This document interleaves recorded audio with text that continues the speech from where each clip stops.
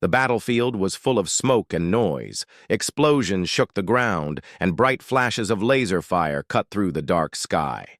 Soldiers from two different species fought fiercely. On one side were humans, strong and determined.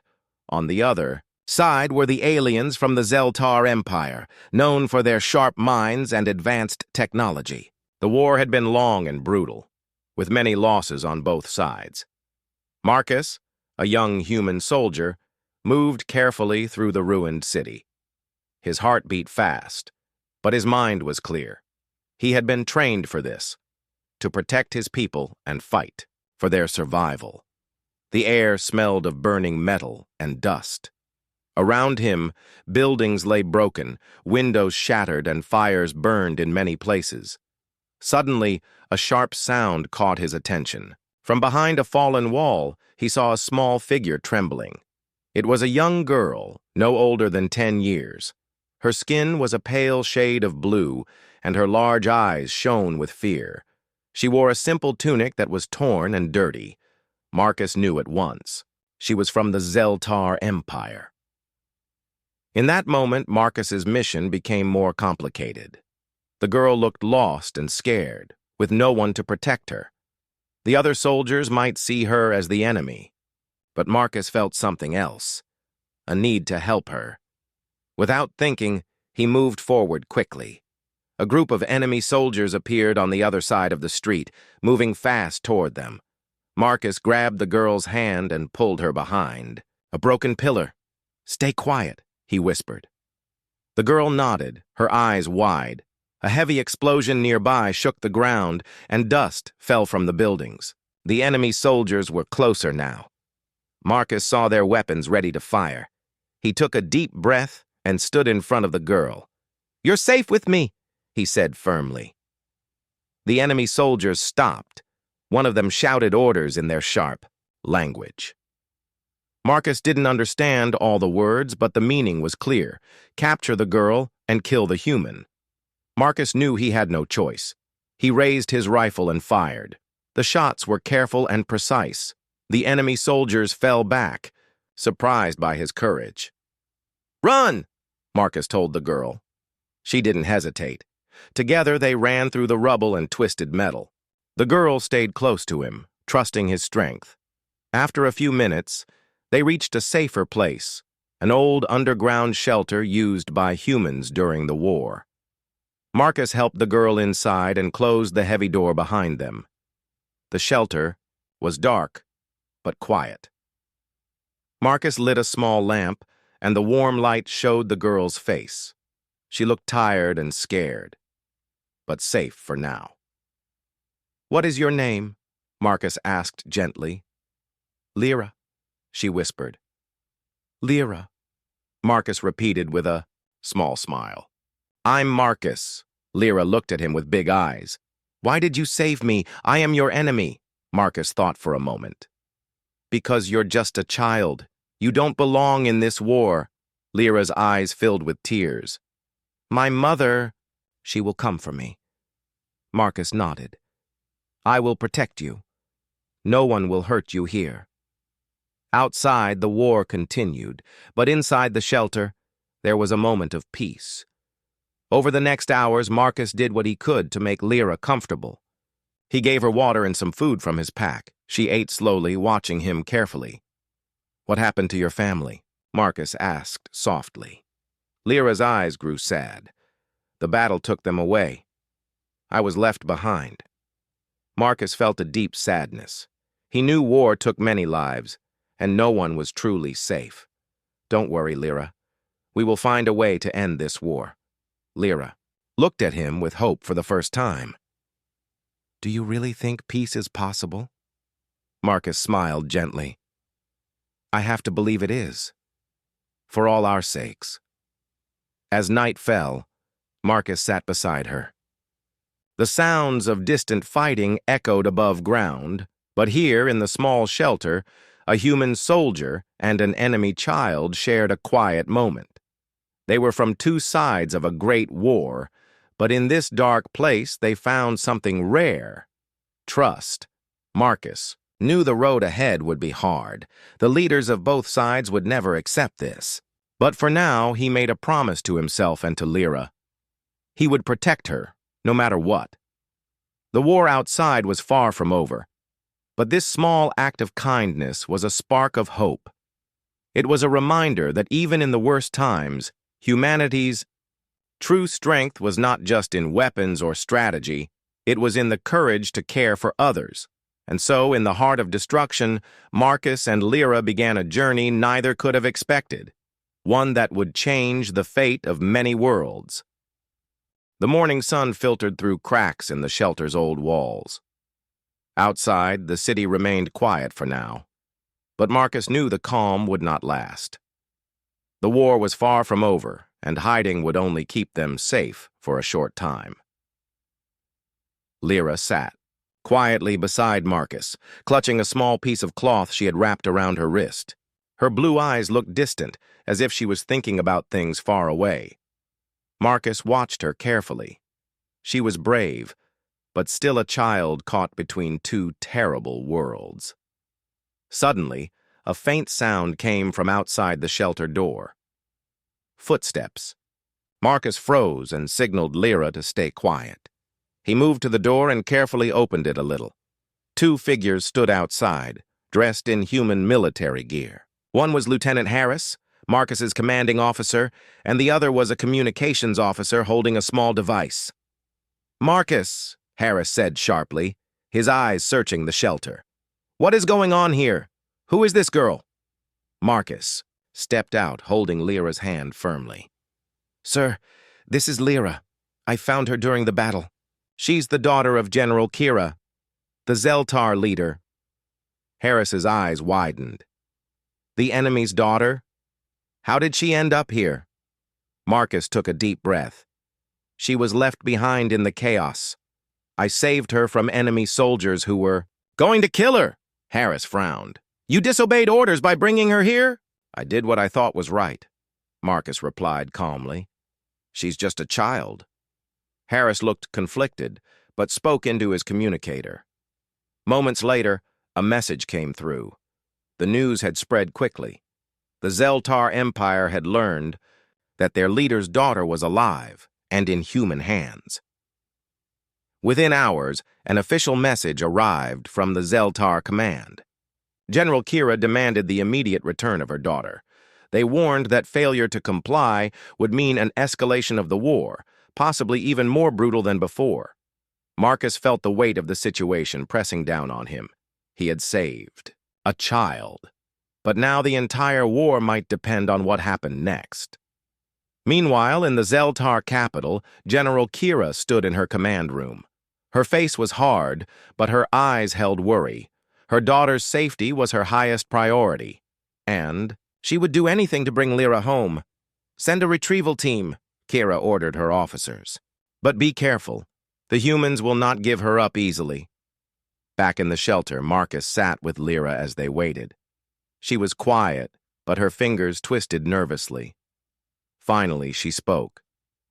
"Do you think my mother will come for me?" Marcus looked at her gently. "She will, but she might be angry too." Lyra nodded. "She is strong, very strong. Sometimes I am afraid of her." Marcus smiled softly. "Strength is important, but so is love. Your mother loves you, I'm sure." As the day passed, more soldiers arrived around the shelter, creating a guarded perimeter. Marcus's commanders debated what to do. Some wanted to return Lyra immediately, fearing the war could worsen. Others believed she could be a key to peace. Marcus found himself caught between his duty and his conscience. He wanted to protect Lyra, but he also wanted to stop the endless fighting that had cost so many lives. Late that evening, a tall figure appeared at the edge of the perimeter, General Kira herself. She was surrounded by her elite guards, her presence commanding and strong. Marcus stepped forward, standing between Kira and Lyra. "General, I promise your daughter is safe. I want to find a way for her to come home. But I also want peace." Kira's eyes softened slightly as she looked at Lyra, who stood silently beside Marcus. "My daughter is my life," she said, "but I also do not want more blood to be spilled." The two leaders, human and alien, faced each other in tense silence. For a moment, the war seemed far away. Kira spoke again. "If you protect her, then you must understand I will not rest until she is with me." Marcus nodded. "And I will do everything I can to make sure she is safe, and that this war ends." The next days were filled with careful talks. Both sides sent representatives to discuss terms. Some were hopeful, but many were suspicious. The past was full of pain and betrayal, and trust was fragile. Meanwhile, Marcus and Lyra spent their days together. He taught her about human life, about hope and courage. She told him stories of her people, their culture, their dreams. Despite their differences, they found common ground. Both longed for a world where children would not grow up in war, where families could live in peace. One afternoon, while the talks continued, Marcus and Lyra explored the shelter's small garden, a hidden space where flowers still grew despite the destruction outside. Lyra smiled as she touched a bright yellow flower. "This is beautiful. I never thought I would see such things." Marcus smiled back. Sometimes, even in war, life finds a way to grow. As the sun set, casting warm colors over the ruined city, Marcus felt hope stirring inside him. The enemy's daughter was no longer just a child from the other side. She was a symbol of a chance for peace, of something worth fighting for beyond the battle. But deep down, Marcus knew the path ahead was dangerous. There were those who wanted the war to continue, who would try to destroy any chance of peace. And until that threat was gone, no one, not even a soldier shielding a child, was truly safe. The talks between humans and the Zeltar Empire had begun, but trust was scarce. The idea of peace seemed fragile, like a thin glass ready to shatter with a single wrong move. Marcus stood by the window of the command center, watching the ruined city outside. He thought about Lyra, the girl he had sworn to protect, and the hard road ahead. General Kira, Lyra's mother, was a strong woman. Her face was calm but full of sharp intelligence. She had come to the negotiations with one clear demand, the safe return of her daughter. But she also wanted a promise, a ceasefire, a chance to stop the endless bloodshed between their peoples. Marcus knew that convincing his own leaders to agree would be difficult. Many humans saw the Zeltar only as enemies, not as partners, for peace. That morning, Marcus met with Commander Harris and other human officers in a large room filled with maps and data screens. The air was tense. "Harris," Marcus began, "if we want to keep Lyra safe, and if we want to stop this war, we need to listen to General Kira's terms. She wants a ceasefire. It's the only way." Harris shook his head. "Marcus, the Zeltar have attacked us many times. We can't trust them. How do we know this isn't a trick?" Marcus looked him in the eye.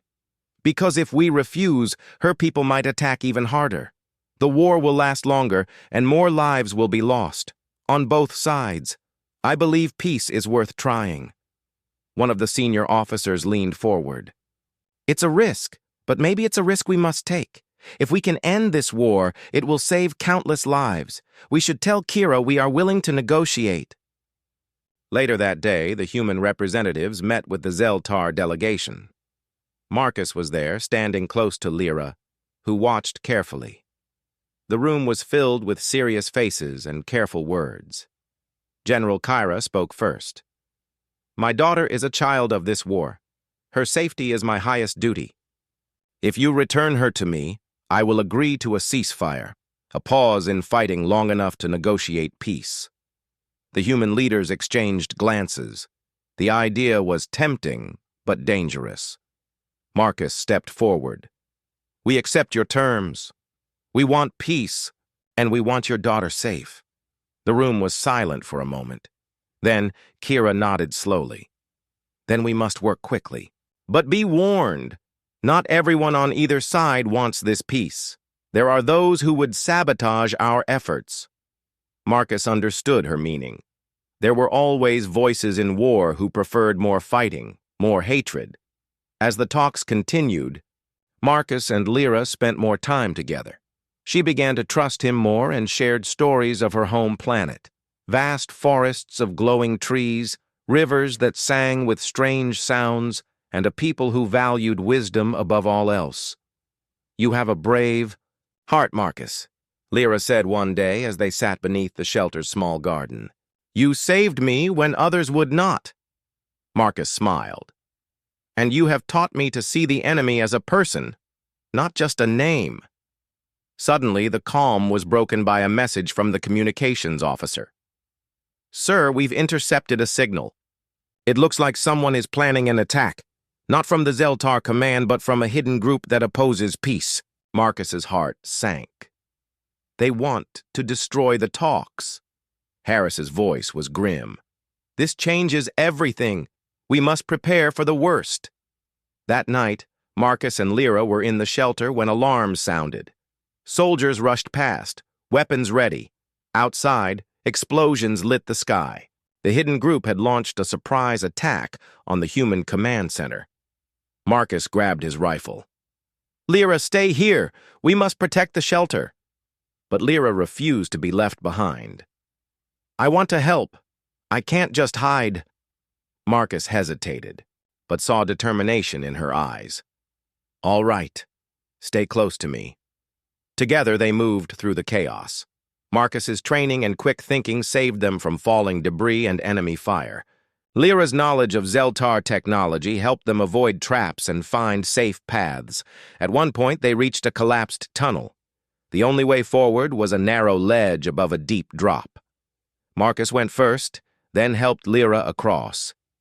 As they reached the command center, they saw soldiers fighting bravely. Marcus took charge, organizing defenses and helping the wounded. Lyra moved among the injured, offering comfort. The attack was fierce, but short. The hidden group's forces were pushed back. Still, the message was clear. Peace was fragile, and enemies lurked in shadows. The next day, both sides met again, their faces harder but more determined. Marcus stood beside General Kira, who looked at him with respect. "You have shown great courage," she said quietly. "This war is not just between armies. It is a battle for the future of our people." Marcus nodded. "And it is a battle we must win, not with weapons, but with trust." The ceasefire held for now, and talks continued. Marcus and Lyra became symbols of hope, proof that even enemies could find friendship and understanding. But Marcus knew the road ahead was long. The dangerous bargain they had made was only the beginning. To protect Lyra, to save their worlds, they would have to face threats from both outside and within. Yet, in the heart of conflict, a fragile light of peace had begun to shine. The ceasefire held for days, a fragile peace resting lightly over the war-torn cities and barren battlefields. Marcus and Lyra moved carefully between human and Zeltar leaders, trying to build trust that could last. But Marcus knew that beneath, the calm, dark forces worked to shatter the fragile hope they had created. One evening, as the sun set behind the distant mountains, Marcus sat alone in the command center. The room was quiet, except for the soft hum of machines. He stared at the maps on the table, tracing the paths of their forces and the enemies. Suddenly, a sharp knock came at the door. Lieutenant Harris entered, his face serious. "Marcus, we found something. Something that could change everything." Marcus stood quickly. "What is it?" Harris handed him a small data chip. "Our spies intercepted secret messages. There's a group inside both our governments working to destroy the peace talks. They want the war to continue, no matter the cost." Marcus's heart sank. "Who are they? Why would they do this?" Harris shook his head. "Power, fear, hatred. They believe peace will weaken their control. They want to keep fighting. Marcus clenched his fists. We have to stop them. If they succeed, many more will die. The next days were tense and filled with suspicion. Marcus and a small team worked quietly to uncover the hidden traitors, but it was not easy. The conspirators were clever, hiding their plans behind false messages and secret meetings. Lyra, though young, was brave and smart. She helped Marcus decode alien communications that revealed more about the enemy inside their own ranks.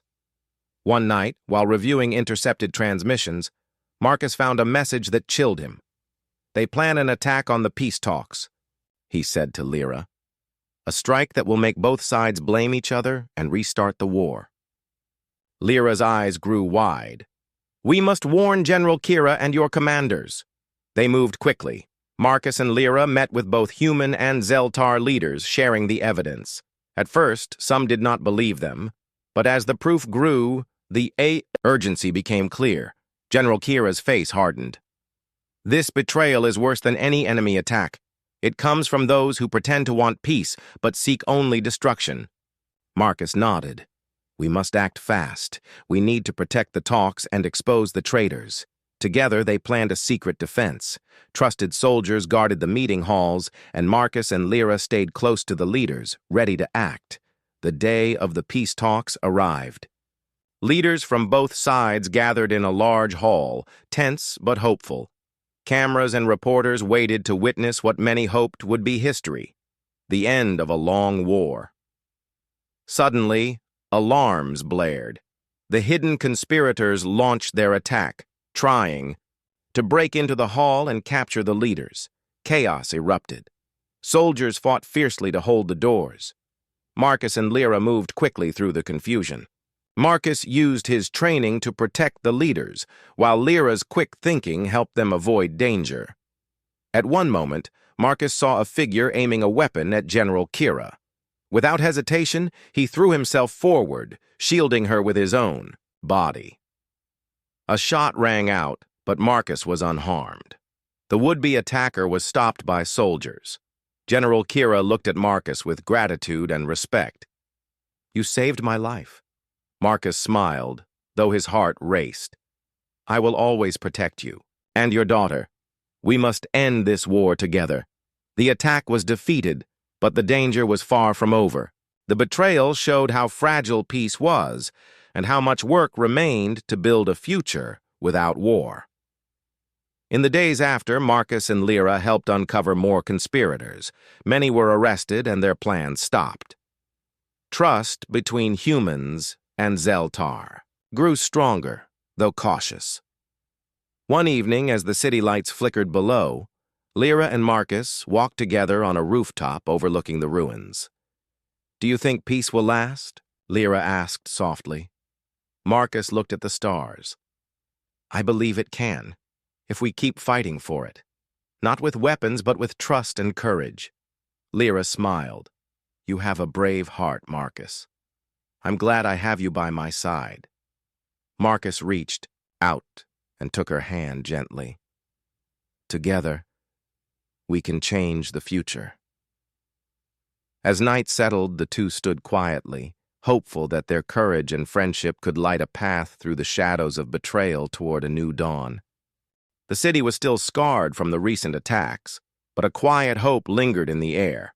The ceasefire held, and the leaders of both humans and Zeltar prepared for the next round of talks. Marcus felt the weight of responsibility heavy on his shoulders. Protecting Lyra was no longer just about one child. It was about protecting a future where their peoples could live without fear. Early one morning, Marcus gathered with a small group of trusted soldiers. They were ready to face whatever threat came next. The conspirators who had tried to break the peace were still at large, hiding in the shadows, waiting for their chance to strike again. We cannot let them win, Marcus said firmly.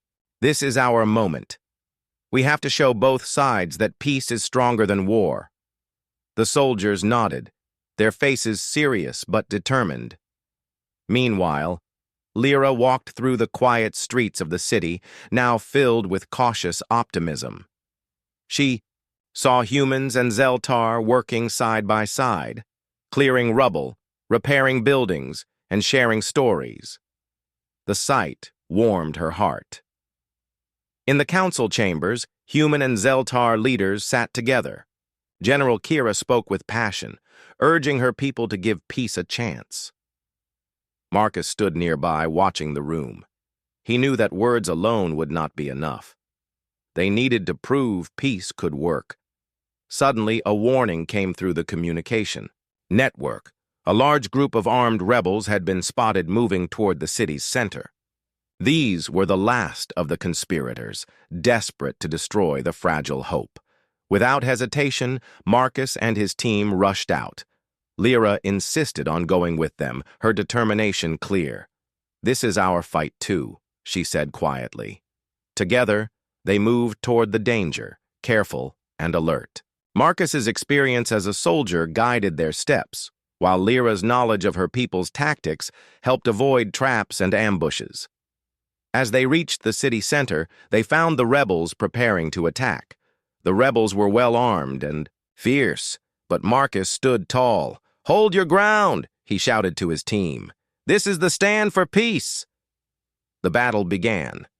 Marcus fought with strength and skill, not just as a soldier but as a symbol of hope. His courage inspired the others to fight, not for revenge, but for a future where war would end.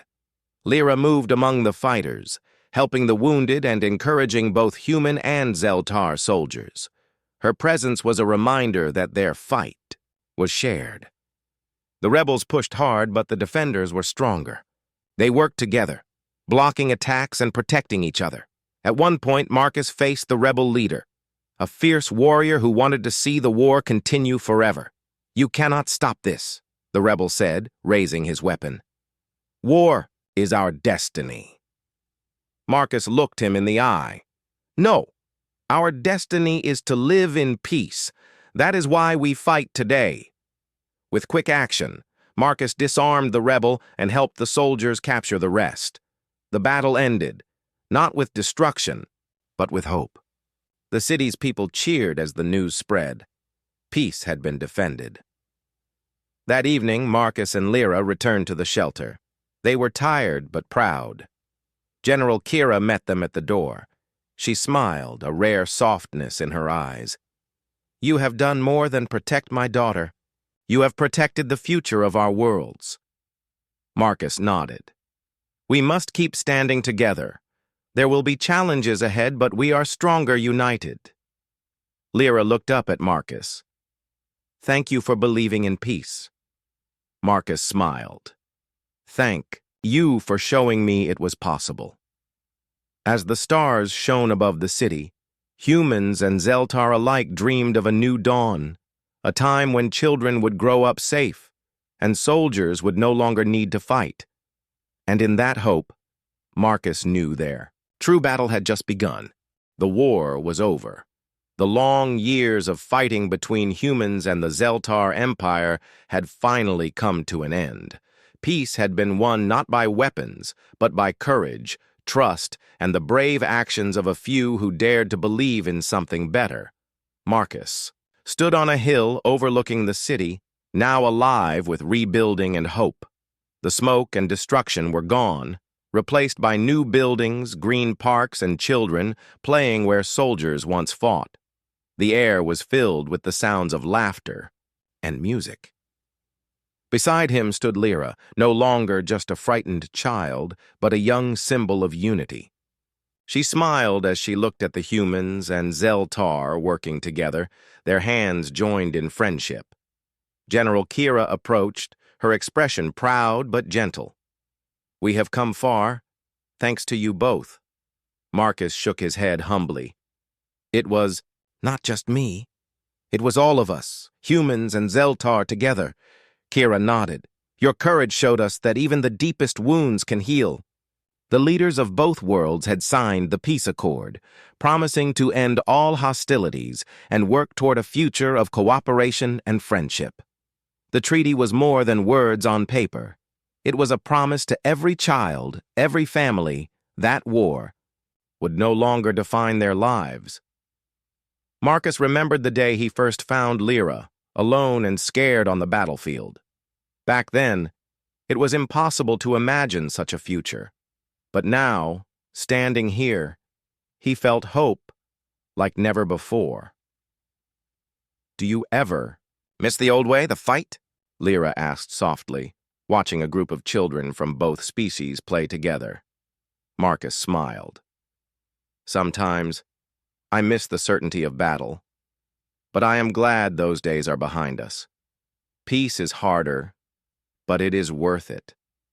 Lyra looked at him thoughtfully. "I want to help build that peace, to make sure no one forgets what we have gained." Marcus put a hand on her shoulder. "You will. You are the future." As the sun set behind the distant mountains, casting golden light over the city, Marcus and Lyra walked down the hill toward the gathering crowd. There was a ceremony to celebrate the new era, a time to remember the past and look to the future. Speakers talked of bravery, forgiveness, and the power of unity. People from both worlds cheered and sang together, their voices rising in hope. Marcus noticed families from both sides sharing food and stories. Old enemies laughed and helped each other rebuild homes. The wounds of war were healing. Later, Marcus found a quiet moment to reflect. He thought of the dangers they had faced, the battles, the betrayals, the attacks on peace. But more than anything, he remembered the small moments. The trust in Lyra's eyes, the shared stories in the shelter, the strength found in kindness. He realized that what made humans special was not just their fighting skill, but their ability to care, to hope, and to forgive. Lyra joined him quietly. "Thank you for saving me," Marcus smiled. "Thank you for saving me, too. From seeing the world only in black and white." Together they looked up at the stars, shining brightly above the new world they had helped create. The journey was far from over, but with peace in their hearts, Marcus, Lyra, and their people stepped boldly into a future where enemies could become friends and where hope was stronger than any weapon.